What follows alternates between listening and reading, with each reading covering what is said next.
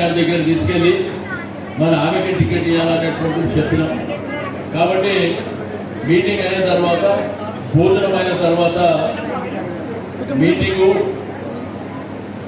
అయిపోయిన తర్వాత లంచ్ అయిపోతుంది. లంచ్ అయిన తర్వాత రాజశేఖర రెడ్డి గారికి నేను రిక్వెస్ట్ చేస్తున్నా, శ్రీధర్ రెడ్డి గారు, నివేదిత, మన మహేష్, మా పార్టీ బోర్డు మెంబర్లు, వార్డు ప్రెసిడెంట్ మీరు అందరూ కూర్చొని 19వ తారీఖున నామినేషన్ ఏం చేయాలి, ఎట్లా చేయాలి. ఆ తర్వాత 20 నుంచి అంటే 19వ తారీఖు శుక్రవారం అనుకుంటా, శుక్రవారం. రెండోది పాదయాత్ర లాస్ట్ టైం చెప్పినట్టు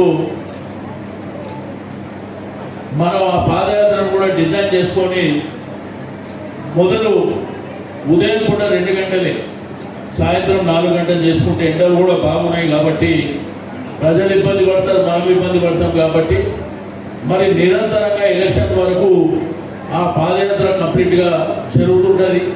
తర్వాత కేసీఆర్ గారి మీటింగ్ ఉంటుంది, కేటీఆర్ గారి మీటింగ్ ఉంటుంది, హరీష్ రావు గారి మీటింగ్ ఉంటుంది. ఇవన్నీ కార్యక్రమాలను కూడా రూపకల్పన చేస్తాం. దయచేసి పాదయాత్ర కూడా మీరు ముఖ్యమైనటువంటి వ్యక్తులందరికీ రిక్వెస్ట్ చేసేది ఒకటే, నివేదిత మన క్యాండిడేట్ కాదు, మనమందరం నివేదిత లాగా పనిచేయవలసినటువంటి అవసరం ఉన్నది. మనమందరం కూడా మనమే నివేదిత అనుకొని పనిచేయాలి, మనమే సాయం అనుకొని పనిచేయాలి. ఎందుకంటే ఆ తండ్రిని కోల్పోయినటువంటి బాధ మన కుటుంబాలకు తెలుసు. ఆ తర్వాత చెల్లె ఎమ్మెల్యే అయిన తర్వాత మా నాయన ప్లేస్లో మా చెల్లె వచ్చింది. కొంత శాంతంగా ఉందాం అనుకునే సందర్భంలో ఆ చెల్లె కూడా కోల్పోయినాం.